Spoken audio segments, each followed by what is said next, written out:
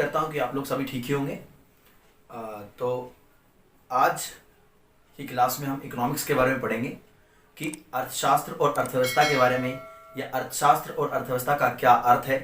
और अर्थशास्त्र और अर्थव्यवस्था की जो कि आपके 11th क्लास में 11th और 12th जिनके पास इकोनॉमिक्स है उनके लिए ये लेक्चर बहुत इंपॉर्टेंट है, क्योंकि उनको यदि इस चैप्टर को समझना है, इस चैप्टर को ही क्या इकोनॉमिक्स को समझना है, तो ये इस लेक्चर को समझने से पहले कुछ चीज़ों को जान लो।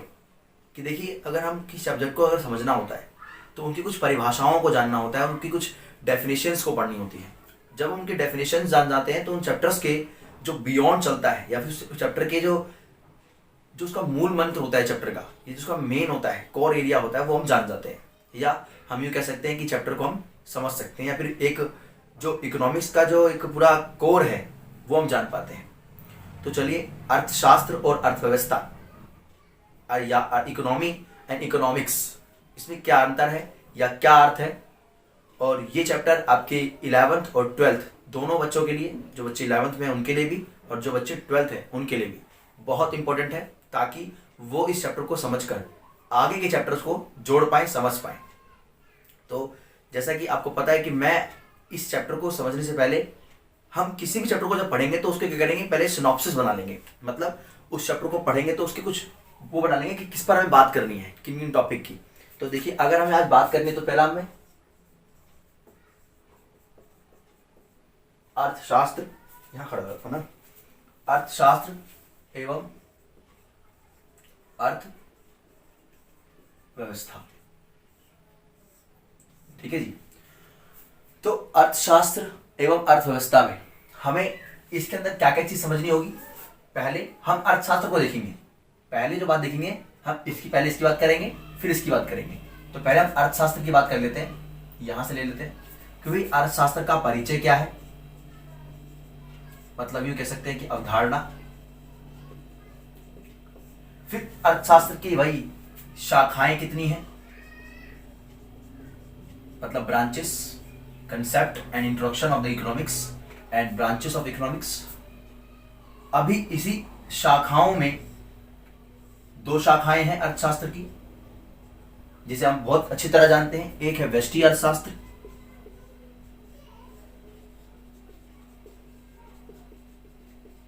और एक है समष्टि अर्थशास्त्र।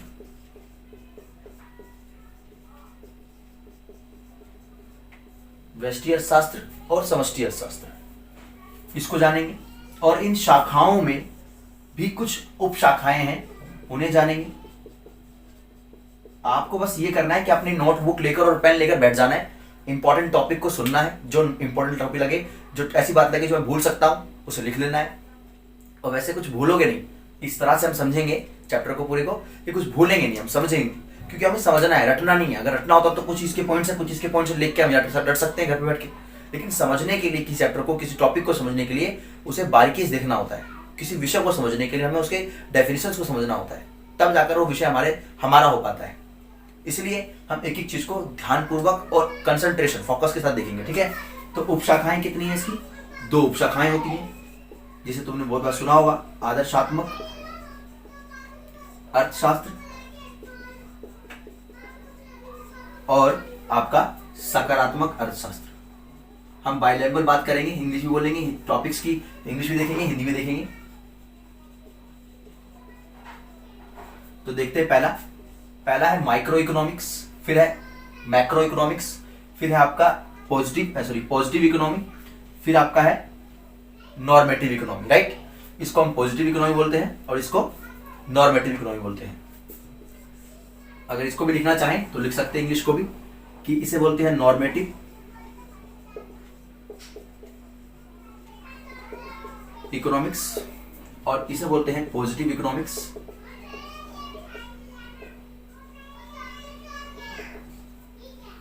इसे मैक्रो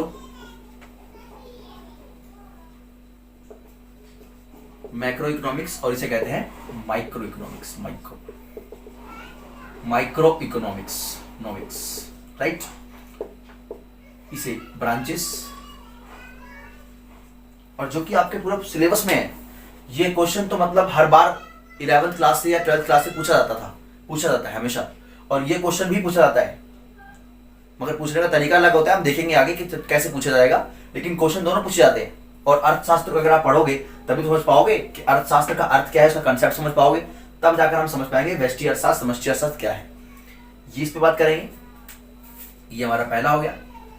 ऐसे ही हम चलेंगे अर्थव्यवस्था में भी, सेम चीज हम काम करेंगे अर्थव्यवस्था में। इसको मिटा लिख लिया आपने, तो चलो मिटा देता हूं मैं। हम ऐसे ही अर्थव्यवस्था में पढ़ेंगे कि अर्थव्यवस्था क्या है। आइए अर्थव्यवस्था की सिनॉप्सिस देख लेते हैं कि भाई अर्थव्यवस्था का परिचय क्या है, मतलब इसकी अवधारणा, होता क्या है भाई अर्थव्यवस्था, अर्थव्यवस्था किसे कहते हैं, what is meaning of economics, what is the meaning of economics. फिर हम ये देखेंगे कि भाई जो अर्थव्यवस्था है उस अर्थव्यवस्था के क्षेत्र क्या है, कितने क्षेत्र हैं। फिर देखेंगे संगठन, और फिर देखेंगे प्रकार, टाइप्स ऑफ इकोनॉमिक्स, राइट। आप समझ रहे हैं मैं क्या कहना चाह रहा हूं। मैं ये कहना चाह रहा हूं कि हमने पहले अर्थशास्त्र के शुरुआत करने से पहले इसका सिनॉप्सिस तैयार कर लिए कि भाई हम पहले अर्थशास्त्र की मीनिंग्स को पढ़ेंगे, मीनिंग अर्थ कंसेप्ट को समझेंगे। उसको समझने के बाद हम ये समझेंगे कि भाई उसकी शाखाएं क्या हैं, उसके कितने प्रकार हैं अर्थशास्त्र के। तो हमने उसके दो भाग दिए, एक व्यष्टि अर्थशास्त्र, एक समष्टि अर्थशास्त्र। फिर शाखाओं के भी उपशाखाएं हैं, फिर हमने उसके उपशाखाएं बांट दिए। उसमें पहला रखा हमने क्या कि भाई आदर्शात्मक अर्थशास्त्र किसे कहते हैं और वास्तविक अर्थशास्त्र किसे कहते हैं। सेम चीज वही अर्थव्यवस्था में समझी कि अर्थव्यवस्था का इंट्रोडक्शन क्या है, फिर उसके एरियाज मतलब उसके आयाम क्या है, क्षेत्र कह लीजिए या डायमेंशंस कह लीजिए। उसके बाद ऑर्गेनाइजेशंस कितने हैं उसके, अर्थव्यवस्था के कितने संगठन हैं, और उसके बाद अर्थव्यवस्था के कितने प्रकार हैं। तो आज की इस वीडियो में हम इन सबको समझने वाले हैं। और ये वीडियो इंपॉर्टेंट इसलिए हो जाता है कि अर्थव्यवस्था या अर्थशास्त्र इकोनॉमिक सब्जेक्ट यदि आपको समझना है सब, देखिए समझना अलग होता है और याद करना अलग होता है। हम किसी को याद कर लें तो वो समझा थोड़ी में आपने, वो तो आपने याद कर ली चीजें, लेकिन समझना है कि जब आपसे कोई क्वेश्चन घुमा के भी पूछा जाए तभी भी आप उसको समझ कर आंसर दे सके। और वो तभी होगा जब आप उसके कुछ मेन परिभाषाओं को आप बहुत अच्छी तरह से जानते होगे, अदरवाइज आप आंसर गलत करके आ जाओगे। ये चैप्टर 11th 12th और BA फर्स्ट ईयर तक की जिसके पास इकोनॉमिक्स है उनके लिए इंपॉर्टेंट है, क्योंकि इकोनॉमिक्स सब्जेक्ट को पढ़ने से पहले हमें इकोनॉमिक्स के बारे में जरूर पता होना बहुत जरूरी है कि भाई कहते किसको है इकोनॉमिक्स।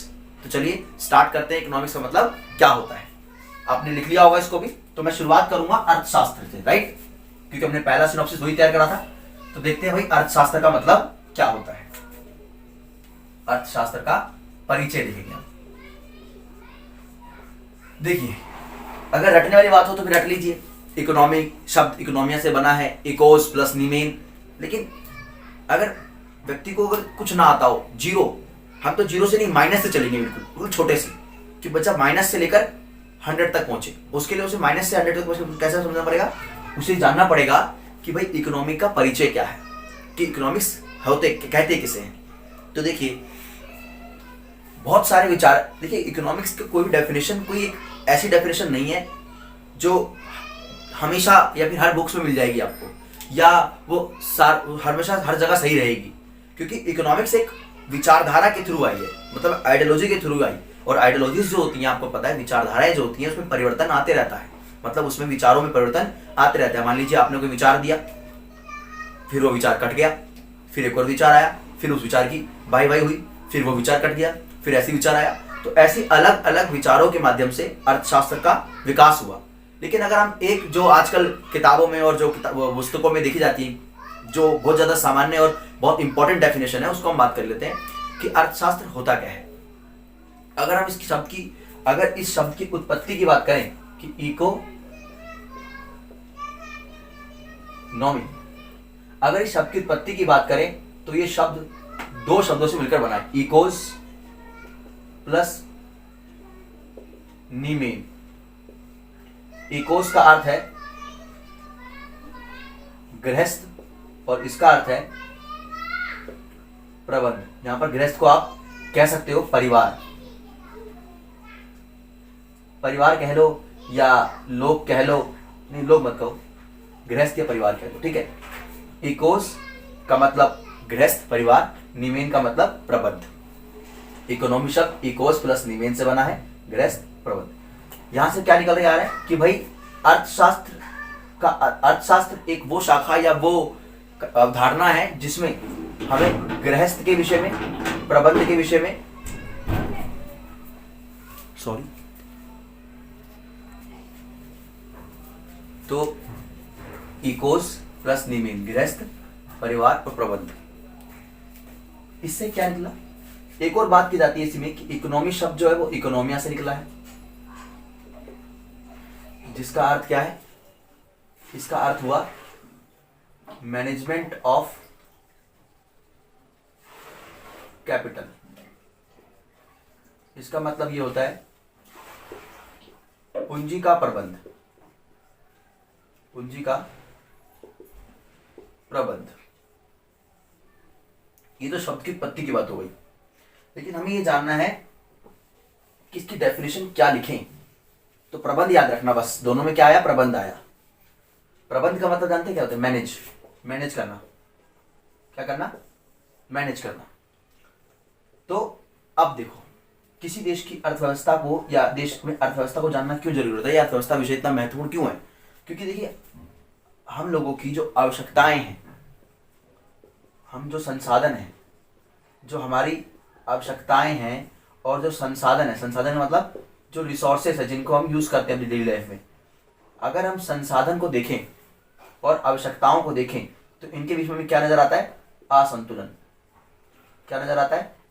असंतुलन नजर आता है। और ये असंतुलन ही क्या है भाई? कि आवश्यकताएं हमारी अधिक है, संसाधन उससे कम है।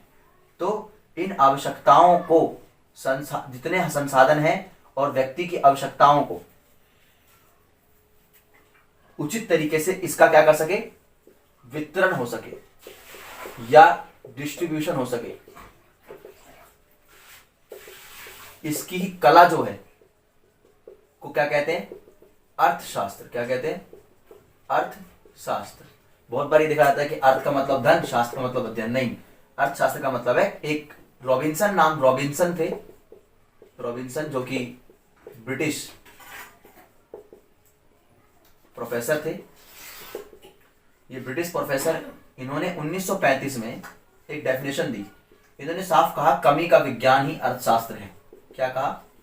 कमी का विज्ञान ही अर्थशास्त्र। मतलब कमी, जिसकी आपके पास रिसोर्सेस कम हो और उसे कैसे डिस्ट्रीब्यूट करना है, कैसे एक सृजित, मतलब यहाँ से वस्तुओं और सेवाओं का सृजन, मतलब उसका सृजित करना, क्रिएट करना, वितरित करना और उपभोग करना। मतलब कि जो वस्तुओं, मतलब ये किसकी? वस्तुओं एवं सेवा, वस्तुओं एवं सेवा का सृजन, मतलब उसको बनाना, फिर उसका वितरण करना और उसका उपभोग करने की कला जो है, मतलब उसकी जो आर्ट है, इसी को कहते हैं अर्थशास्त्र। क्या कहते हैं? अर्थशास्त्र। तो दोबारा बता देता हूं एक बार में कि भाई हमारी आवश्यकताओं की अपेक्षा जो हमारे संसाधन है वो सीमित है, और हमारे जो रिसोर्सेस हैं वो सीमित है, और हमारी आवश्यकताएं कैसी हैं? असीमित है। तो आवश्यकताओं और संसाधनों में समन्वय बनाने के लिए, उसके अंदर उसको सभी व्यक्तियों तक पहुंचाने के लिए, रिसोर्सेस को, हमें इकोनॉमिक्स को समझना पड़ता है या इकोनॉमिक्स का अध्ययन करना पड़ता है। इकोनॉमिक्स क्या है? It is a art. किसके? वस्तु एवं सेवाओं के सृजन में वितरण किस तरह करें, सृजित कौन सी वस्तु करें, वितरित कैसे करें और उपभोग कैसे करें, इन सबका, इनको किस तरीके से एक ऐसे उचित तरीके से इसका वो करा जाए, अध्ययन किया जाए या फिर उसका कार्य किया जाए, जिससे कि आवश्यकताओं और संसाधनों में क्या हो सके? एक संतुलन स्थापित किया जा सके। इसी के अध्ययन को अर्थशास्त्र कहा जाता है। क्लियर कोई बात? तो याद रखिए कि अर्थशास्त्र का क्या अर्थ है। हमने जान लिया कि अर्थशास्त्र क्या है। अब हम जानेंगे कि भाई अर्थशास्त्र के शाखाएं कितनी हैं। अगर हम शाखाओं की बात करें तो जैसे कि मैंने सिनॉप्सिस में बताया था पहले ही कि शाखाएं में बात करी थी हमने किसकी? पहला है व्यष्टि,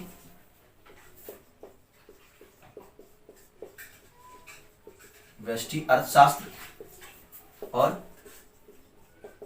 समष्टि अर्थशास्त्र। देखिए, व्यष्टि और समष्टि को समझने वाले एक चीज और समझ लीजिए। जानते हैं कोशिका के बारे में, सेल के बारे में? तो सेल क्या होती है? कोशिका तो जो कोशिका है, इस कोशिका को अपनी आंखों में देख सकते हो आप? नहीं देख सकते। किसके लिए आपको किसकी जरूरत पड़ेगी? माइक्रोस्कोप की। और माइक्रोस्कोप क्या करता है? छोटे से छोटे जीवाणु, छोटे जीवाणु, कीटाणु, ऊतक, कोशिका क्या करता है? अध्ययन करता है। तो माइक्रो क्या करता है? छोटे क्या विधा इसका वर्ड क्या हुआ? छोटे विषयों के बारे में, छोटे कणों के बारे में हमें जानकारी देता है। ठीक है, माइक्रो। और हमें वेस्टी का जो इंग्लिश मतलब है वो है माइक्रोज। और माइक्रोज का मतलब क्या काम होता है? छोटे शाखाओं के बारे में, छोटे जीवाणुओं के बारे में पता करना। तो वही अर्थशास्त्र में अगर हम ले आए कि जो भाई छोटे आर्थिक इकाइयों के बारे में, जब व्यक्तिगत इंडिविजुअल बात की जाए, जैसे एग्जांपल ले लेते हैं हम। ऐसे मान लीजिए एक क्रिकेटर है, टीम है, और उस टीम का कैप्टन है। वो कैप्टन क्या कर रहा है? एक बैट्समैन से पता कर रहा है, पूछ रहा है कि भाई तुम्हारी जो क्वालिटी है वो बताओ। पूछ रहा है कि अपनी क्वालिटी बताओ कि तुम कैसे, कौन से शॉट खेलते हो, कौन से शॉट नहीं खेलते हो, ये क्वालिटी पूछ रहा है। तो क्या कर रहा है? एक करके बोल रहा है, हाँ भाई तुम आ जाओ विराट कोहली, तुम आ जाओ सहवाग, तुम आ जाओ। तो तुमसे एक करके बात कर रहा है। तो क्या कर रहा है? वो एक व्यक्तिगत की बात कर रहा है। जब भी हम किसी, और अगर वो संपूर्ण की बात करें या सभी क्रिकेटर सभी टीम को बोल दे एक बार में कि भाई पूरी हमारी टीम में इतने बैट्समैन, इतने बॉलर हैं, तो ये क्या हो गया? ये हमने पूरी टीम की बात कर ली। और जब हम बात करेंगे किसकी? एक प्लेयर की, एक बैट बॉलर की, एक बैट्समैन की, तो क्या हो गया? छोटे आंकड़े ले रहे हैं, उसमें छोटी इकाइयों का अध्ययन कर रहे हैं, यूनिट्स की बात कर रहे हैं। तो ये किसमें होगा? व्यष्टि अर्थशास्त्र में। जब हम किसी एक व्यक्तिगत फर्म के बारे में, एक उद्योग के बारे में, एक परिवार के बारे में, जब उनकी आर्थिक इकाइयों का या उनके आर्थिक संबंधों का अध्ययन करते हैं, इकोनॉमिकली रिलेशन की बात करते हैं, तो ये कहलाता है क्या? व्यष्टि। क्या कहलाता है? व्यष्टि। और अगर वो आवश्यकताएं और सीमित संसाधनों के बीच में संबंध हो रहा है, और अगर कमी के विज्ञान से संबंधित है विषय वो, तो क्या कहलाएगा? ये व्यष्टि अर्थशास्त्र बन जाएगा। और जब वो कीमत से रिलेटेड बात करेगा, जब वो किसी एक इकाई की बात करेगा, तो वो होगा कीमत सिद्धांत, या फिर वो होगा व्यष्टि अर्थशास्त्र की शाखा या व्यष्टि अर्थशास्त्र का अर्थ। इसमें हम बात करते हैं किसी एक उपभोक्ता की, किसी एक कंज्यूमर की, किसी एक कस्टमर की। ठीक है, उपभोक्ता के व्यवहार की, उपभोक्ता के सिद्धांत की, उपभोक्ता के संतुलन की। इसमें बात करते हैं कि भाई जो उपभोक्ता, एक हम कंज्यूमर, हम क्या करते हैं? वस्तु एवं सेवाओं का क्या करते हैं? उपभोग करते हैं। जब भी हम उपभोग करते हैं तो हमें क्या मिलती है? संतुष्टि प्राप्त होती है। वो संतुष्टि प्राप्त कितनी हुई उसको नापते किसमें? यूटिल्स में नापते हैं। उपयोगिता को हम किसमें नापते हैं? यूटिल्स में। और यूटिल्स जब हम बात करें TU, टोटल यूटिलिटी की, मार्जिनल यूटिलिटी की, तो क्या कर रहे हैं? किसी एक उपभोक्ता से संबंधित बात कर रहे हैं। तो ये किसमें आएगा? व्यष्टि अर्थशास्त्र। याद रखना, किसी एक व्यक्तिगत फर्म, एक उद्योग, अगर उनके आर्थिक इकाइयों की बात करते हैं तो वो व्यष्टि अर्थशास्त्र में आता है। क्लियर हो गई बात? समझ में आ गया? चलिए अब बात करते हैं समष्टि। इसको इंग्लिश में क्या कहते हैं? मैक्रोज। क्या कहते हैं? मैक्रोज। और मैक्रोज का मतलब होता है बड़ा। क्या होता है? बड़ा, या बड़ी आर्थिक इकाई का अध्ययन किया जाता है। अब यहां पर हम क्या बात करते हैं? एक व्यक्तिगत फर्म, एक आर्थिक इकाई, एक उद्योग, एक फर्म। यहां क्या होगा? समुच्चय, मतलब संपूर्ण अर्थव्यवस्था, संपूर्ण देश की लोगों की बात करें, पूरे देश की जनसंख्या के बारे में बात करें, पूरे देश के लोगों के बारे में, निर्धनता कितनी है देश में, जनसंख्या कितनी है देश में, रोजगार कितने लोगों को मिल रहा है, बेरोजगारी कितने लोगों को मिल रही है, देश के GDP रेट क्या है, भाई AD इक्वल टू AS है कि नहीं, मतलब समग्र मांग और समग्र पूर्ति हो रही है नहीं। यही कह सकते हो कि भाई देश में कितने लोग इन वस्तुओं की मांग कर रहे हैं और किन उत्पादक कितना उत्पादन कर पा रहे हैं इतनी वस्तु का। तो जब हम बात करेंगे पूरे देश की समग्र इकाई का, जब समग्र इकाई को बात करेंगे, जब पूरी टीम की बात कर रहे थे उसकी, तो वो क्या किसमें कहलाएगा? समष्टि अर्थशास्त्र में। किसमें कहलाएगा? समष्टि अर्थशास्त्र। क्लियर रखना। और इसमें हम किसकी बात करते हैं? इसमें हम बात करते हैं निर्धनता, बेरोजगारी। जब हम बात करते हैं समग्र मांग, समग्र पूर्ति, मतलब अभी समग्र मांग, समग्र पूर्ति क्या है? समग्र मांग का मतलब है कि एक सभी इकाइयों के द्वारा, सभी व्यक्तिगत मांग क्या होती है? जब मैं कुछ चीजों की मांग कर रहा हूं, मैं इस पेन की मांग कर रहा हूं, ये क्या है? व्यक्तिगत मांग। जब हम बात करें कि पूरा देश मांग करता है किस चीज की? किसकी मांग करता है? पूरा देश मांग करता है, मान लीजिए एक राइट्स की, अधिकार की मांग करता है, तो कौन सी मांग हो गई? मांग क्या होती है? जब उसकी मांग करें हम, सरकार से अपनी डिमांड कर रहे हैं, तो एक समग्र मांग है। क्या है वो? एक समग्र मांग कि भाई, और अगर अर्थशास्त्र में समग्र मांग की बात करें तो किसमें होगा कि भाई विभिन्न कीमत है, प्राइस बहुत सारे हैं चीजों पर, आपकी इनकम है और आप आपकी इनकम अलग हो सकती है, दूसरे व्यक्ति की अलग इनकम हो सकती है। तो सभी व्यक्तियों की अलग अलग आय पर, अलग अलग कीमतों पर जब सभी व्यक्तियों के द्वारा जो मांग की जाती है उनका कुल जोड़ क्या कहलाता है? समग्र मांग कहलाता है, याद रखना। जैसे आपने उपभोग करने के लिए कोई पैसा खर्च किया, निवेश करने के लिए आपने पैसा खर्च किया, सरकार ने कोई निवेश करने के लिए पैसा खर्च करा, तो इन सबको, और सरकार ने एक्सपोर्ट करा, इंपोर्ट करा, उसका जो अंतर है बीच का, उन सबको जब ऐड किया जाता है तो क्या कहलाता है? वो समग्र मांग। और यही सेम काम होता है समग्र पूर्ति में। जब आपने उत्पादन के लिए कुछ खर्चा करा, निवेश के लिए खर्चा करा, तो ये किसमें आएगा? समग्र पूर्ति में। याद रखिए कि समग्र मांग और समग्र पूर्ति आगे आपको बहुत काम आएगा। तो हमने जान लिया कि व्यष्टि अर्थशास्त्र और समष्टि अर्थशास्त्र की मेन भाषा, या उसका अर्थ क्या होता है। अब आगे देखेंगे भाई कि भाई उपशाखाएं, इनकी उपशाखाओं के बारे में बात करेंगे कि भाई अर्थशास्त्र की शाखाएं तो हो गई, अब हम बात करेंगे उपशाखाओं के बारे में। उपशाखाएं कौन कौन सी होती हैं? अर्थशास्त्र की उपशाखाएं, इस उपशाखाओं को भी दो भाग में बांट देते हैं। पहला होता है आदर्शात्मक अर्थशास्त्र, दूसरा होता है वास्तविक अर्थशास्त्र।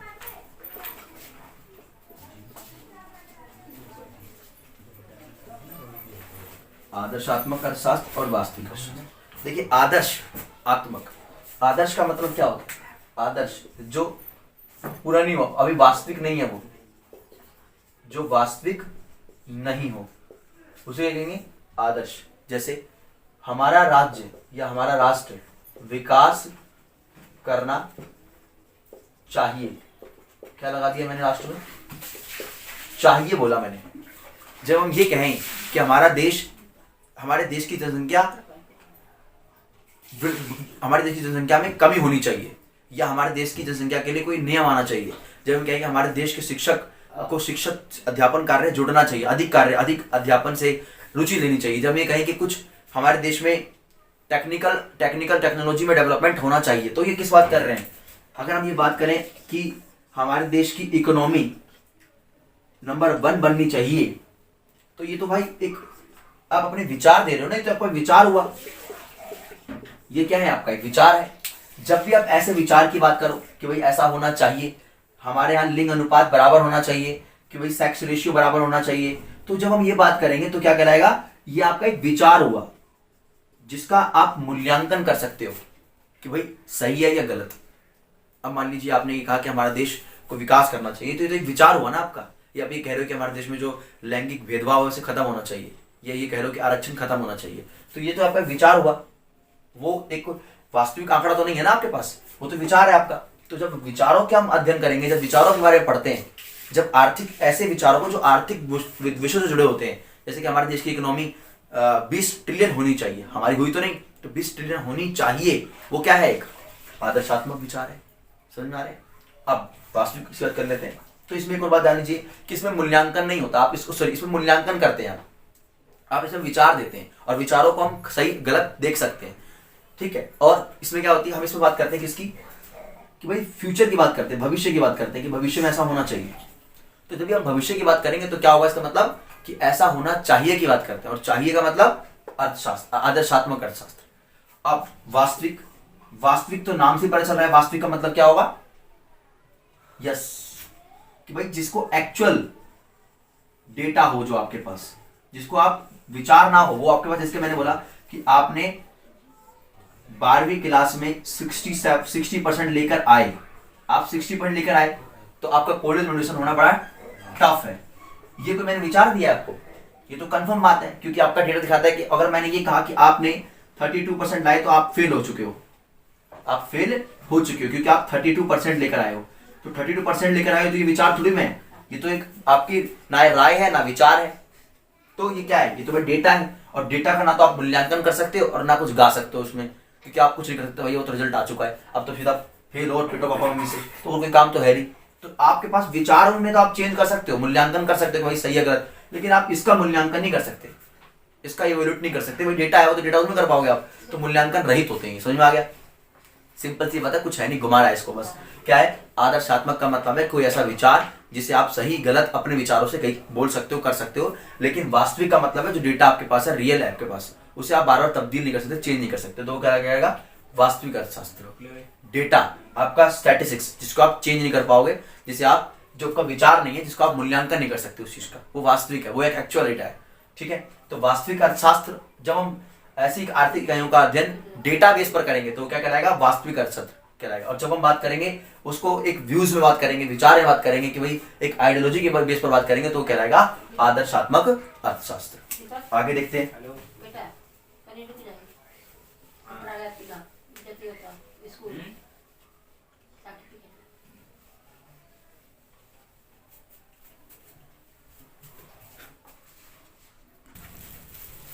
तो हमने बात कर ली क्या, एक रिवाइंड करा देता हूं मैं। हमने बात करी अर्थशास्त्र के परिचय के बारे में, फिर हमने ये बात करी उसकी शाखाओं के बारे में। शाखाओं में देखा हमने व्यष्टि समष्टि अर्थशास्त्र, व्यष्टि अर्थशास्त्र, समष्टि अर्थशास्त्र। फिर हमने बात करी उपशाखाओं के बारे में, और उपशाखाओं में देखा हमने किसके बारे में, हमने बात करी आदर्शात्मक अर्थशास्त्र और बात करी वास्तविक अर्थशास्त्र की। तो अर्थशास्त्र के विषय में इतनी जानकारी बहुत है। अब हम बात करेंगे किसके बारे में, अर्थव्यवस्था के बारे में। अर्थव्यवस्था को समझने से पहले एक बात तो समझ लीजिए कि कुछ क्रियाएं समझ लीजिए कि जो भी हम एक्टिविटीज करते हैं उस एक्टिविटीज को दो भागों में बांट दिया जाता है। एक होती है एक्टिविटी इकोनॉमिक एक्टिविटी और एक होती है नॉन इकोनॉमिक एक्टिविटी। आर्थिक क्रियाएं और गैर आर्थिक क्रियाएं। याद रखिए, एक होता है आर्थिक क्रियाएं और एक होता है गैर आर्थिक क्रियाएं। सिंपल सी बात है, आर्थिक क्रियाएं जिसमें आपको लाभ प्राप्त हो, जिसमें आपको धन प्राप्त हो, धन से जुड़े काम, उन्हें हम क्या कहते हैं, आर्थिक क्रियाएं। जैसे कि एक अध्यापक विद्यालय में क्या करता है, अध्यापन करता है, इसके बदले से क्या मिलता है, लाभ मिलता है, लाभ के रूप में धन मिलता है उसे। एक किसान खेती करता है, उसको उसके बदले क्या मिलता है, लाभ मिलता है, लाभ के रूप में उसे धन मिलता है। तो ये क्या कहलाएगा, आर्थिक क्रिया। अगर यही अध्यापक अपने बेटे को पढ़ाता है या बेटी को पढ़ाता है तो क्या ये आर्थिक क्रिया होगी, नहीं होगी, क्योंकि इसके बदले से कुछ लाभ प्राप्त में लाभ नहीं मिल रहा और ना ही उसको धन मिल रहा है, तो ये आर्थिक क्रिया नहीं होगी। एक एग्जांपल और, अगर एक कॉमेडियन जो कॉमेडी करता है उसके चैनल पर, अगर वो अपने चैनल पर कॉमेडी करता है तो उसके बदले क्या मिलता है, लाभ मिलता है, लाभ के रूप में क्या मिलता है, धन मिलता है। लेकिन अगर वही कॉमेडियन अपने बच्चों को हंसाता है उस पर, तो उसे कोई लाभ प्राप्त नहीं होता। तो क्या हुआ, आर्थिक क्रियाएं जो धन से जुड़े काम होते हैं उन्हें आर्थिक क्रिया कहते हैं, और वे आर्थिक क्रियाएं जिसे धन प्राप्त नहीं हो पाता उन्हें हम गैर आर्थिक क्रियाएं या नॉन इकोनॉमिक एक्टिविटीज भी कह देते हैं। समझ लिया। तो आर्थिक क्रियाएं और गैर आर्थिक क्रियाओं को समझने के बाद ही आप समझ पाएंगे कि भाई अर्थव्यवस्था क्या होती है। तो वही सेम काम करेंगे अर्थव्यवस्था में जो मैंने अर्थशास्त्र में करा, कि भाई पहले हम इसका परिचय समझेंगे कि अर्थव्यवस्था कहते किसे हैं, अर्थव्यवस्था कहते किसे हैं, इसका परिचय। सिनॉप्सिस में पहले देखेंगे परिचय, या कह लीजिए कंसेप्ट देखेंगे, इसका कंसेप्ट क्या है। फिर देखेंगे इसके क्षेत्र, फिर देखेंगे इसके क्षेत्र का देखेंगे संगठन,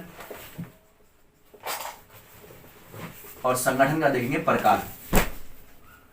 ठीक है जी, क्या बोला मैंने, पहले अर्थव्यवस्था का हम परिचय पढ़ेंगे, उसके बाद अवधारणा समझेंगे, मतलब उसकी इंट्रोडक्शन समझेंगे, उसके बाद समझेंगे उसका क्षेत्र क्या है, डायमेंशंस कितने हैं उसके, फिर उसका संगठन, ऑर्गेनाइजेशन ऑफ इकोनॉमिक, फिर उसके बाद देखेंगे टाइप्स ऑफ इकोनॉमी।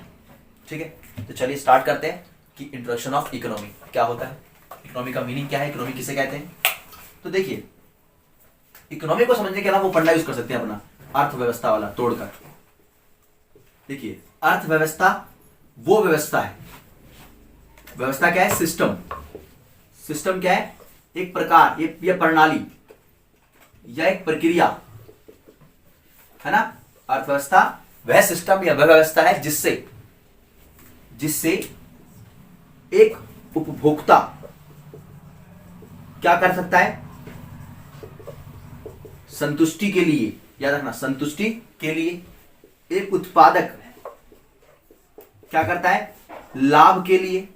और एक समाज या एक सरकार, यूं कह लीजिए सरकार, एक सरकार क्या करती है? सामाजिक कल्याण के लिए। एक उपभोक्ता संतुष्टि के लिए, उत्पादक लाभ के लिए, सरकार सामाजिक कल्याण के लिए, जो अपनी जीविका प्राप्त करते हैं, जीविका को अर्जित करते हैं। जीविका क्या है? मतलब अपनी लाइफ को सरवाइव करने के लिए, धन प्राप्ति करने के लिए। धन प्राप्ति करने के लिए हम जिस व्यवस्था को अपनाते हैं, जिस व्यवस्था में हम शामिल होते हैं, उस व्यवस्था को ही कहते हैं अर्थव्यवस्था। क्या कहते हैं? अर्थव्यवस्था। सेम कि भाई एक उपभोक्ता क्या करता है? किसान क्या करता है? खेती करता है। खेती क्यों करता है? उसे धन मिलता है। याद कीजिए, मैंने भी क्या बताया था आर्थिक क्रियाओं में, कि वो क्रियाएं जिससे हमें धन प्राप्त होगा वो कौन सी क्रिया होंगी? आर्थिक क्रिया होंगी। तो उन क्रियाओं को ही जिससे धन प्राप्त हो, जिससे हमारी जीविका चल सके, जिससे हमारा जीवन चल सके, उसके लिए उनमें क्या कहेंगे? उसको हम वो आर्थिक क्रियाएं कहेंगे। और आर्थिक क्रियाओं को ही क्या कहेंगे? अर्थव्यवस्था। या यूं कह सकते हैं कि अर्थव्यवस्था वह व्यवस्था है जिसके द्वारा एक किसान या एक आम व्यक्ति, एक उपभोक्ता, एक उत्पादक, एक समाज, अगर एक उपभोक्ता है तो वो संतुष्टि अपनी उपभोग करेगा वस्तुएं सेवाओं का, किसके लिए? अपनी संतुष्टि के लिए। एक उत्पादक होगा तो वो उत्पादन करेगा किसके लिए? अपने लाभ के लिए। और एक समाज होगा तो वो समाज में इन ऐसी चीजों को लेकर आएगा, ऐसे प्रोग्राम्स लेकर आएगा या फिर ऐसी नीतियां बनाएगा समाज में, जिससे कि उसे लाभ प्राप्त हो समाज को, या समाज का कल्याण हो सके। तो ये सब काम किसके लिए हो रहे हैं? इन्हीं काम के, अगर इन सभी कामों को एक जगह रख दिया जाए तो इसी काम को कहते हैं अर्थव्यवस्था। इसलिए कहते हैं ना हमारे देश की अर्थव्यवस्था गिर रही है। अर्थव्यवस्था मतलब हमारे यहाँ जीविका प्राप्त करने के साधन क्या हो रहे हैं? कम होते चले जा रहे हैं। या कम नहीं हो रहे तो हमारे यहाँ जीविका प्राप्त करने वाले लोग जो है वो बहुत कम हो रहे हैं। या फिर ये कह सकते हो कि हमारे पास रोजगार कम हो रहा है, या फिर हमारे यहाँ निर्धनता ज्यादा हो रही है। समझ में आ रहा है? जनसंख्या वृद्धि हो रही है। जनसंख्या वृद्धि होगी तो संसाधन सीमित वैसे ही थे, और जनसंख्या वृद्धि होगी तो क्या होगा? कलह बढ़ेगी, संकट होगा, भुखमरी आएगी, निधनता होगी। और निधनता होगी तो निधनता क्यों होगी? क्योंकि बेरोजगारी है। बेरोजगारी है तो क्या होगा? भुखमरी, और भुखमरी से डेथ। ऐसा हुआ तो इस कारण हमें अर्थव्यवस्था को जानना जरूरी था। हमने ये देख लिया कि अर्थव्यवस्था एक वह व्यवस्था है जिसके द्वारा एक समाज, एक उपभोक्ता, एक उत्पादक अपनी जीविका को अर्जित करता है, अपनी आजीविका चलाने के लिए कार्य करता है। उसमें उसे अर्थव्यवस्था ही कहा जाता है। राइट? चलिए, तो अब बात करते हैं अर्थव्यवस्था के क्षेत्र की, कि अर्थव्यवस्था के कितने क्षेत्रक हैं। अर्थव्यवस्था के क्षेत्र की बात कर लेते हैं। अर्थव्यवस्था के क्षेत्र को 3 भागों में बांटा जाता है। कितने भागों में बांटा जाता है? 3 भागों में। पहला है प्राथमिक क्षेत्र, दूसरा है द्वितीयक क्षेत्र, और तीसरा है तृतीयक क्षेत्र। ठीक है जी? पहला मतलब primary sector, secondary sector and tertiary sector. Economic sector is divided into three parts. First of all, primary sector, secondary sector and tertiary sector. Right? तो what is meaning of primary sector? Let's understand. देखिए, primary sector की हम जब बात करते हैं तो उसमें कुछ कार्य आते हैं। देखिए, अर्थव्यवस्था के प्रकार की बात कर रहे हैं तो आजीविका तो अर्जित की जाएगी, लेकिन अलग अलग तरीके से की जाएगी, इसलिए उसको बांट दिया गया अलग अलग तरीके से। जब भी हम अर्थव्यवस्था में बात करें प्राथमिक क्षेत्र में, तो उसमें काम आएगा, पहला क्या आएगा? कृषि। क्या काम आएगा? कृषि। क्या काम आएगा? पहला कृषि आएगा। उसके बाद कृषि के बाद जैसे खनन। क्या आएगा? कृषि, खनन, कुक्कुट पालन, मत्स्य पालन, पशुपालन। ये सारे कार्य किसके लिए आएंगे? प्राथमिक क्षेत्र के काम के लिए आएंगे। और जब हम बात करेंगे द्वितीय क्षेत्र की, द्वितीय क्षेत्र में आएगा विनिर्माण करना किसी चीज का। अभी मैं बताऊंगा कैसे होता है विनिर्माण क्षेत्र। फिर खनन तो इसमें आ गया। विनिर्माण कार्य, औद्योगिक संबंध, उद्योग के कार्य। ठीक है? देखिए, मान लीजिए कि आपने कृषि करी, आपने गन्ना उगाया। क्या उगाया? गन्ना। गन्ने को आप फैक्ट्री में ले गए, क्या बनाया? चीनी। तो आपने चीनी को कहां ले गए थे? फैक्ट्री में ले गए थे, उद्योग में ले गए, उद्योगीकरण करा उस चीज का। और आपने प्राइवेट सेक्टर किसमें ट्रांसफर करा? अपने आपको चीनी बनाते ही आप चला गए द्वितीय क्षेत्र में। अब चीनी कहां जाएगी? शोरूम में जाएगी। शोरूम में जाने के लिए क्या चाहिए? गाड़ी चाहिए। आपको सेवा चाहिए, सेवा क्षेत्र। तृतीयक में आता है सेवा कार्य। सेवा कार्य में क्या आता है? परिवहन, आपका यातायात।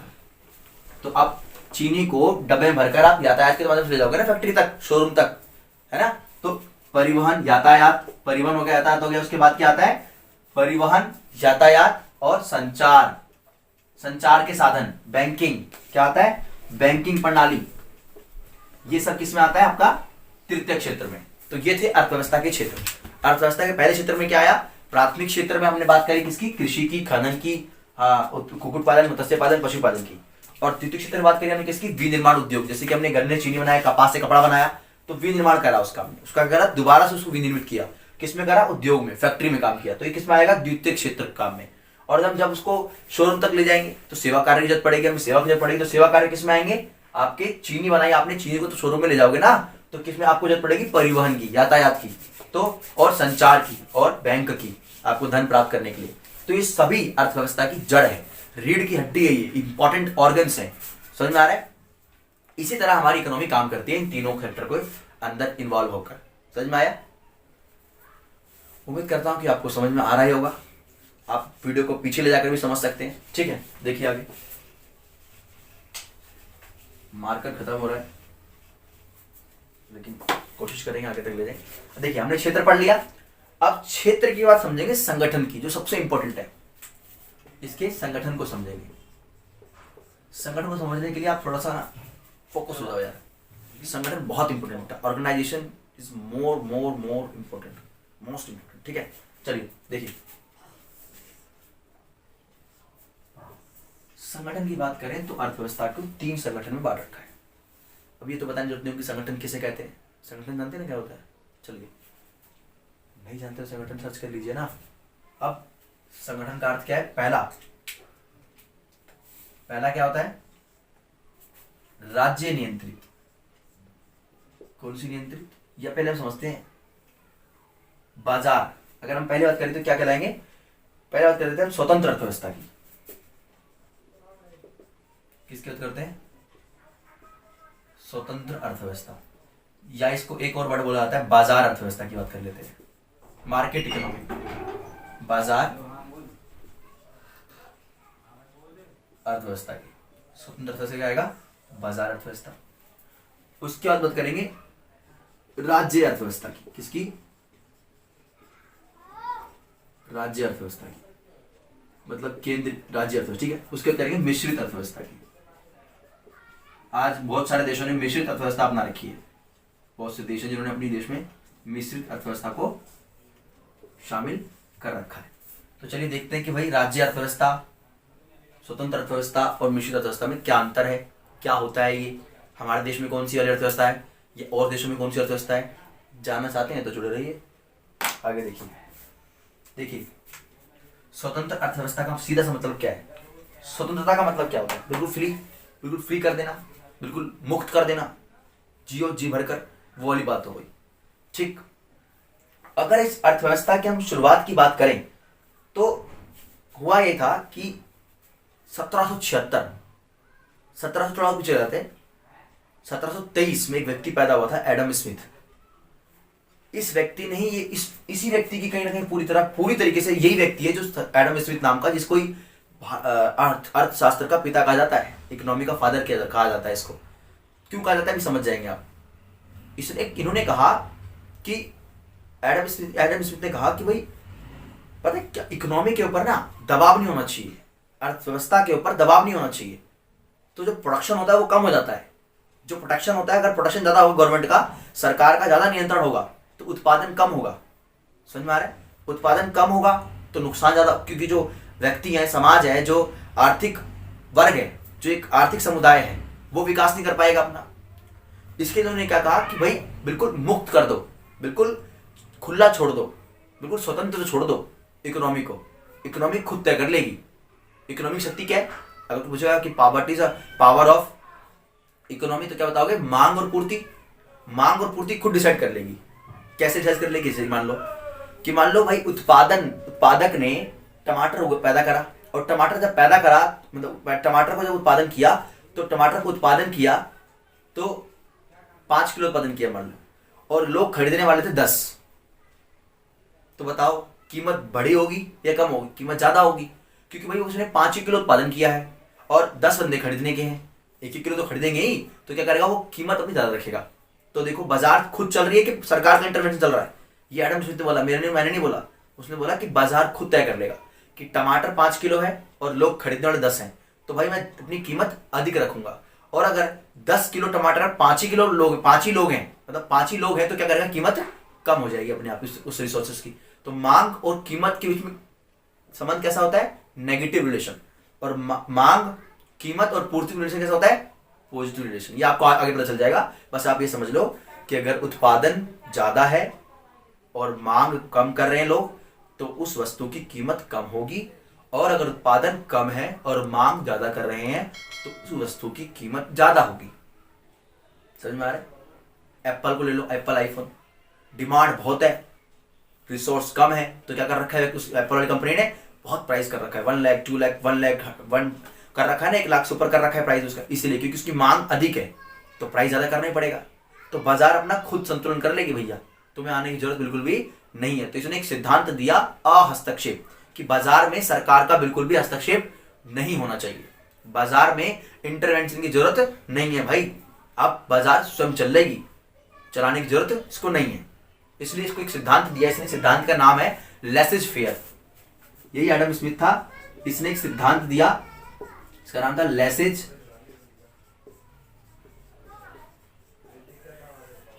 फेयर। क्या सिद्धांत का नाम दिया? लेसेज फेयर, अहस्तक्षेप की नीति। कि भाई हस्तक्षेप की आवश्यकता नहीं है, लेकिन अब हस्तक्षेप के तो बोल तो दिया, लेकिन क्या अर्थव्यवस्था ठीक से चल पाएगी? अच्छा, उसने क्या कहा कि कंपटीशन चलने दो, मुक्त अर्थव्यवस्था रखो, बिल्कुल कंपटीशन होने दो। अगर कंपटीशन बाजार में अधिक हो जाएगा तो उत्पादन खुद हो जाएगा, उत्पादन खुद हो जाएगा तो व्यक्ति खुद मेहनत करके खुद अपना लाभ प्राप्त करने की कोशिश करेंगे, ये कहा। ठीक, तो अपने आप बाजार अर्थव्यवस्था सही चलेगी, देश की अर्थव्यवस्था ग्रो अपने आप करेगी, तो कोई दिक्कत हमें नहीं होनी चाहिए।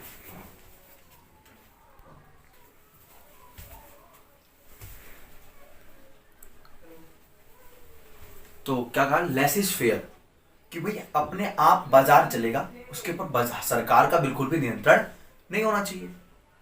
कहीं थोड़ा थोड़ा लग नहीं रहा आपको कि पूंजीवाद की बात कर रहा है?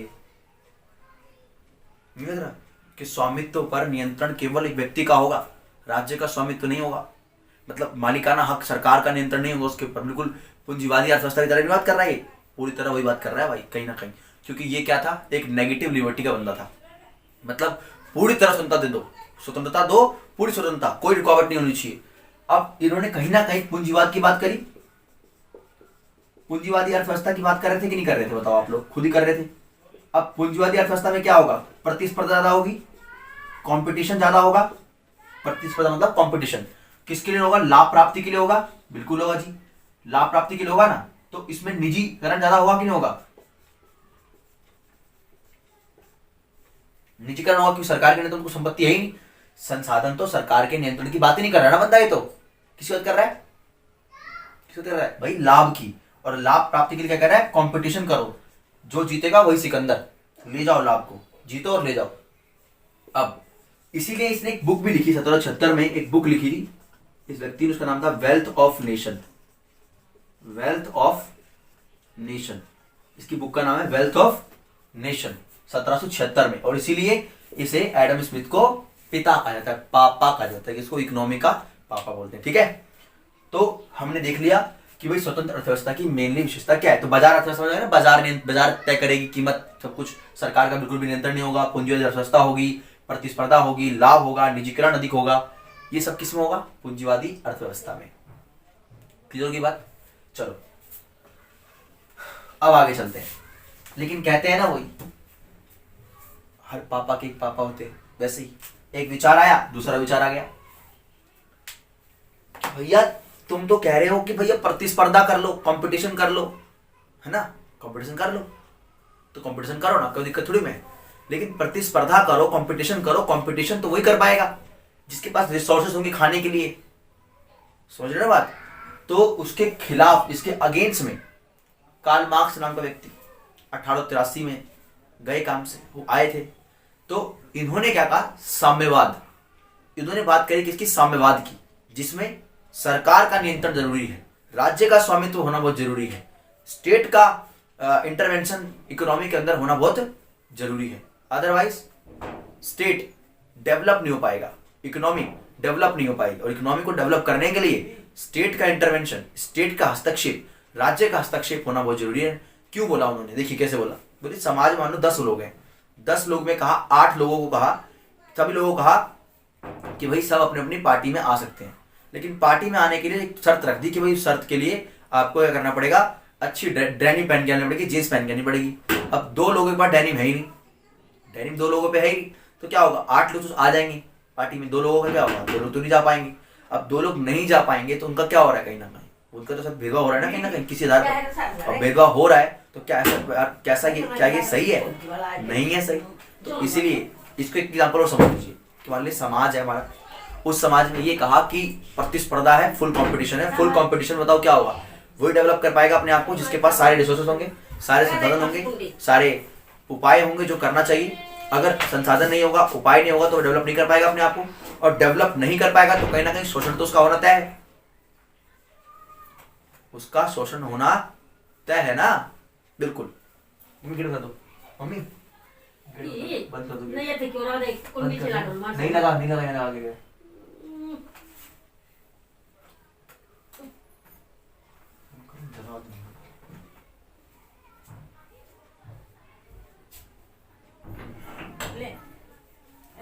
तो हमने क्या देखा,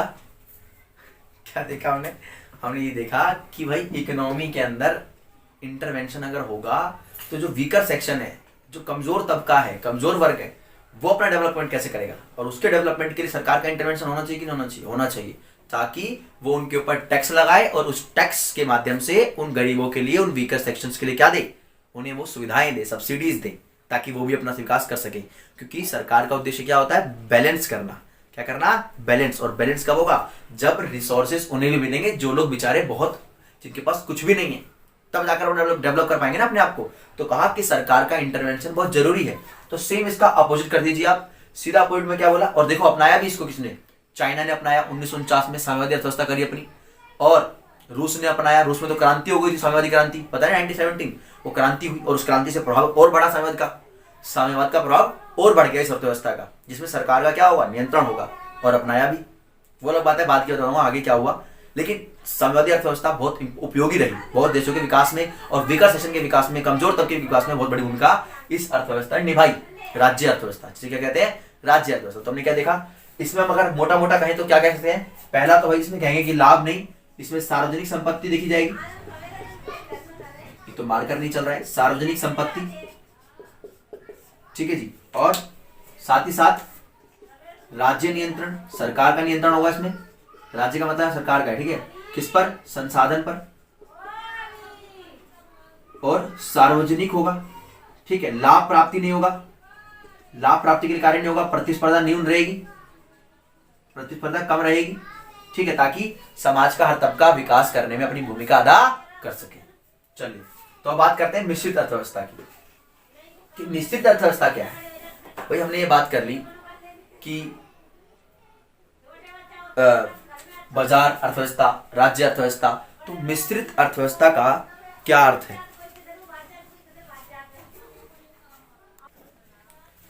जब बाजार अर्थव्यवस्था जो एडम स्मिथ ने कही थी, उसको धक्का कब लगा, एडम स्मिथ के विचार को कब चोट पहुंची, उसने क्या कहा था, मुक्त अर्थव्यवस्था करो, प्रतिस्पर्धा करो, कंपटीशन करो। उसे धक्का तब लगा जब अमेरिका में क्या आ गई, पता चल क्या हो, क्या आ गई, 1929-30 के दौरान क्या आई, आर्थिक मंदी आ गई। और इस आर्थिक मंदी ने पूरी अर्थव्यवस्था को चौपट कर दिया, पूरा तबाही कर दी, समझ में आ रहा है। और इसने क्या करा, पूरी अर्थव्यवस्था को तहस नहस करके रख दिया अमेरिका की, पूरी बहुत बड़ा धक्का लगा। और इससे क्या हुई, बहुत सारी चीजें क्रिएट हुई। देखिए पहले तो भाई बेरोजगारी हुई।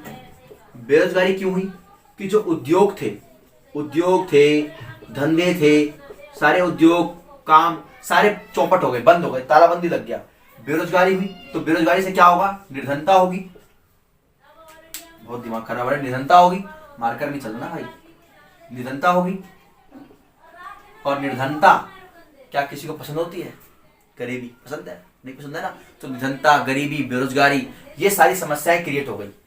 तभी एक जॉन मेनॉट केन्स नाम का शास्त्री था ब्रिटिश का, इस व्यक्ति ने पहले ही कहा था, देखो मैं तो पहले ही कह रहा तुम लोगों के मत मानो, तुम लेकिन मानते नहीं हो, करो भाई, हमें क्या लेना देना। फिर ये कैम्ब्रिज यूनिवर्सिटी के अध्यापक रहे, प्रोफेसर रह चुके थे, और ब्रिटिश के बहुत बड़े अर्थशास्त्री थे, बड़े अर्थशास्त्री, महान अर्थशास्त्री। इनका पूरा नाम था जॉन मेनॉर्ड केन्स। ठीक है, इस व्यक्ति ने क्या कहा कि आप ना गलत कर रहे हो। अगर आपको कि भाई इकोनॉमी को चलाना है ना, तो आपको कुछ समाजवादी लक्षण और कुछ पूंजीवादी लक्षण दोनों को ऐड करना पड़ेगा, तब जाकर आपकी अर्थव्यवस्था ग्रोइंग करेगी और अर्थव्यवस्था चलेगी। तो इन्होंने कहा कि भाई, इन्होंने ऐसे नहीं कह दिया, इन्होंने बुक लिखी, इन्होंने बुक लिख के कही कि भाई, उन्होंने सवाल पैदा करा कि भाई आप तो गरीबों का गला घोट दोगे, ऐसे तो गरीबों का गला घुट जाएगा। अगर आप कह रहे हो सिर्फ विकास करो, मुक्त अर्थव्यवस्था चले, तो ऐसा तो विकास ही नहीं होगा ना लोगों का, जो लोग वीकर सेक्शन है। तो वीकर सेक्शन और राज्य भी, फिर अब सरकार क्या करे, क्योंकि सरकार भी करप्शन कर जाती है, कभी सरकार भी तो करप्शन कर सकती है। तो समाज के लिए क्या होना चाहिए, एक रिसोर्स ऐसा तय कर दो कि इसके ऊपर सरकार का नियंत्रण भी कम है और व्यक्ति का भी नियंत्रण कम है। मतलब वो व्यक्ति जो अमीर है वो इसको छीन नहीं सकते, ले नहीं सकते, तब जाकर एक जो समाज है वो ग्रो कर पाएगा, समाज चल पाएगा आगे को। इन्होंने कहा, एक बुक लिखी, उन बुक का नाम है the general theory of employment. In book का नाम था, और इस बुक में इन्होंने बहुत अच्छी तरह समझाया। 1936 में बुक लिखी the general of employment theory, और इसमें यह बताया कि भाई हमें कुछ लक्षण तो पूंजीवाद के और कुछ लक्षण हमें समाजवाद के, दोनों के ऐड करने पड़ेंगे, तब जाकर हम क्या कर पाएंगे, और तब जाकर हम देश का विकास कर सकते हैं, देश को ग्रोइंग दे सकते हैं। शिक्षा, स्वास्थ्य, सफाई, संसाधन, इन संसाधनों कम से कम न्यूनतम शिक्षाएं, न्यूनतम स्वास्थ्य सेवाएं, ये कम से कम उपलब्ध कराया जाए समाजवाद के थ्रू, तब जाकर देश का विकास होगा, तब जाकर ग्रोइंग होगा। तब इसी अर्थव्यवस्थाओं का मिक्सचर मैच कर दिया जाएगा, तो क्या कहते हैं इसको, मिश्रित अर्थव्यवस्था। क्या कहते हैं भाई लोग, मिश्रित अर्थव्यवस्था। तो आई होप कि आप लोग समझ रहे होंगे। तो हमने देख लिया, पहले हमने देखा राज्य स्वतंत्र अर्थव्यवस्था, बाजार अर्थव्यवस्था, फिर देखा हमने राज्य अर्थव्यवस्था, इन दोनों का मिक्सचर, या इन दोनों की कुछ विशेषताएं, कुछ कह सकते हैं फीचर्स हमने लिए और मिश्रित अर्थव्यवस्था बनाई। मिश्रित अर्थव्यवस्था में क्या होता है, कुछ संसाधनों पर सरकार का नियंत्रण, तो कुछ संसाधनों पर व्यक्ति का नियंत्रण। मेट्रो किसकी है, एक प्राइवेट है, जबकि रेलवे एक गवर्नमेंट है। समझ में आ रहा है ना। सरकारी स्कूल भी है, प्राइवेट स्कूल भी है। एक उदाहरण किसके हैं, यह मिश्रित अर्थव्यवस्था का उदाहरण है ना। तो समझ में आ गया, तो आपको अर्थव्यवस्था के संगठन में समझ में आ गया। अब हम बात करेंगे प्रकार की, कि भाई अर्थव्यवस्था के प्रकार क्या क्या है, टाइप्स ऑफ इकोनॉमिक्स। चलिए लेट्स अंडरस्टैंड कि भाई इसके टाइप्स कितने हैं। अपने वो क्षेत्र थे, अभी तो बड़ा क्षेत्र, वो क्षेत्र थे भाई, वो क्षेत्र थे। संगठन समझ लिया, संगठन भी 3 है, क्षेत्र भी 3 है, और अर्थव्यवस्था के प्रकार भी 3 है। देखो कौन कौन से।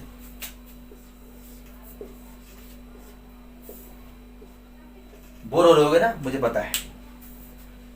वो काम जो जिस काम में बोर हो गए, समझ लेना कि बहुत इंपॉर्टेंट काम है, मतलब वो सक्सेस वही दिलाएगा।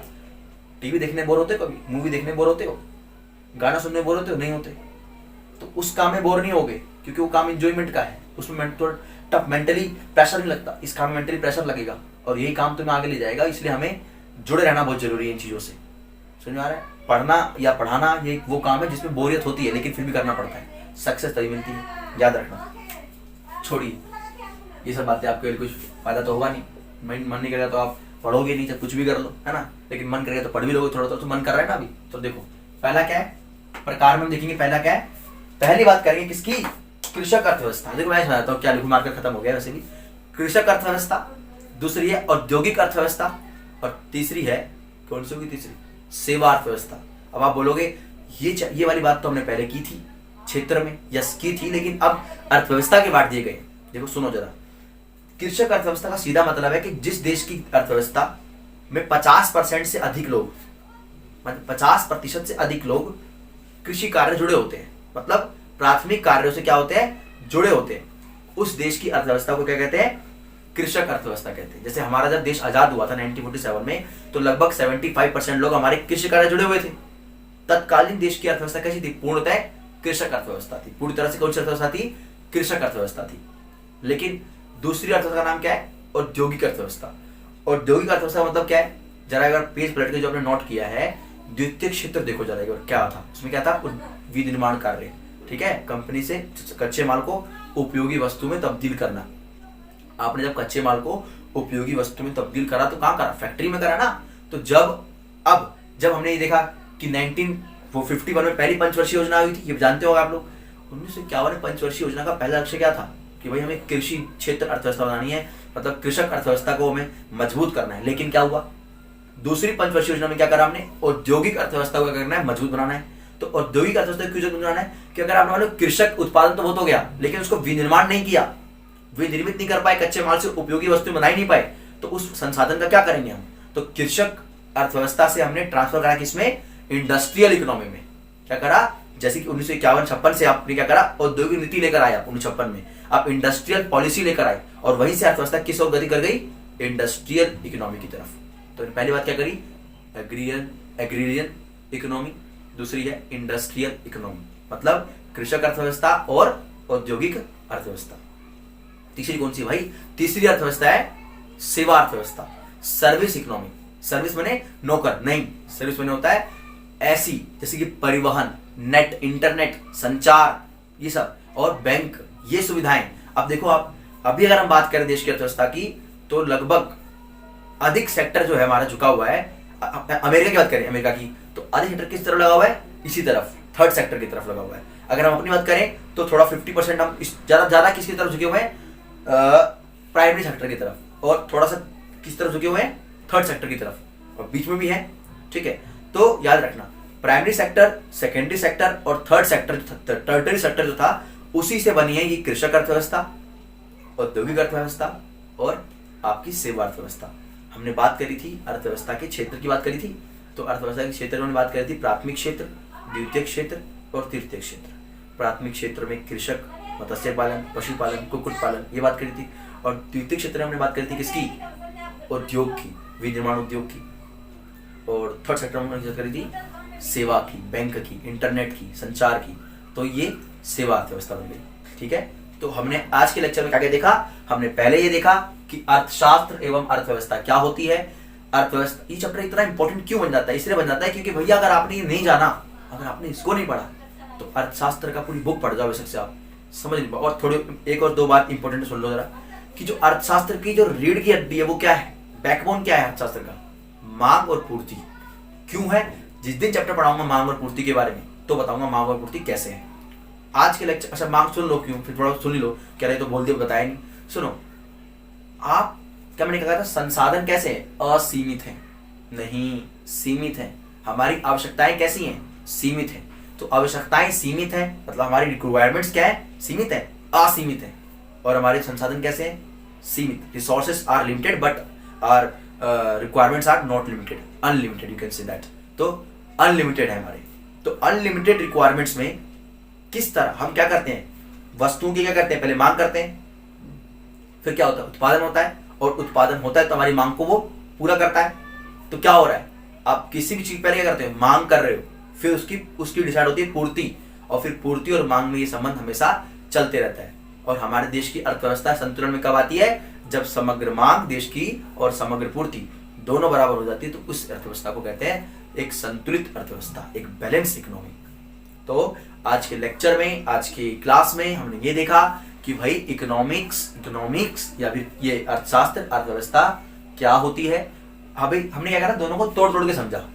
अगर इस पूरे चैप्टर को बताऊं, अगर आप अभी सिनॉप्सिस देखोगे जो हमने नोट किया होगा आप लोगों ने, पहले हमने क्या समझा, अर्थशास्त्र का क्या अर्थ होता है, फिर हमने समझा अर्थशास्त्र की शाखाएं, फिर हम समझा उपशाखाएं। शाखाओं में हमने देखा व्यष्टि अर्थशास्त्र, समष्टि अर्थशास्त्र, उपशाखाओं में हमने देखा आदर्शात्मक अर्थशास्त्र और वास्तविक अर्थशास्त्र। फिर हमने अर्थव्यवस्था में देखा अर्थव्यवस्था का कार्य, उससे पहले हमने देखा क्रियाएं, आर्थिक क्रियाएं, गैर आर्थिक क्रियाएं। फिर हमने देखा अर्थव्यवस्था का क्या कंसेप्ट है, फिर देखा भाई अर्थव्यवस्था का क्षेत्र क्या है, प्राथमिक क्षेत्र, द्वितीयक क्षेत्र, तृतीयक क्षेत्र। फिर हमने देखा कि अर्थव्यवस्था के संगठन क्या है, केंद्रीय नियोजित अर्थव्यवस्था मतलब बाजार नियंत्रित अर्थव्यवस्था, केंद्रीय नियोजित अर्थव्यवस्था, और तीसरी थी मिश्रित अर्थव्यवस्था। फिर हमने देखा अर्थव्यवस्था के प्रकार कितने हैं, पहला कृषक अर्थव्यवस्था, औद्योगिक अर्थव्यवस्था और सेवा अर्थव्यवस्था। तो आज के लेक्चर उम्मीद करता हूं कि आपको थोड़ा बहुत समझ में आया होगा। एक दो बार अगर आप पीछे करके देखोगे तो प्लीज समझ में आ ही जाएगा। मैं पूरी, और उसमें कोई बड़ी चीज नहीं है, एक दो बार पीछे करोगे समझ में आ जाएगा। और नोट जरूर करना इन चीजों को, पूरा मैंने बिल्कुल एक सिनॉप्सिस बना रखा है, सिनॉप्सिस के थ्रू बनाया है। देखा ना आपने अर्थशास्त्र को समझने पहले हमने इंट्रोडक्शन देखा, उसका इंट्रोडक्शन के बाद उसके क्या देखे, क्षेत्र देखे, प्रकार देखे, शाखाएं, उपशाखाएं, सबको समझा हमने। तो मैं जाना चाहूंगा, अब मैं समझ, मुझे पूरा उम्मीद है कि आप लोग इसको बहुत ध्यान से समझेंगे, नोट भी किया होगा आप लोगों ने। थैंक यू सो मच, खुश रहिए ऐसे ही, थैंक यू सो मच।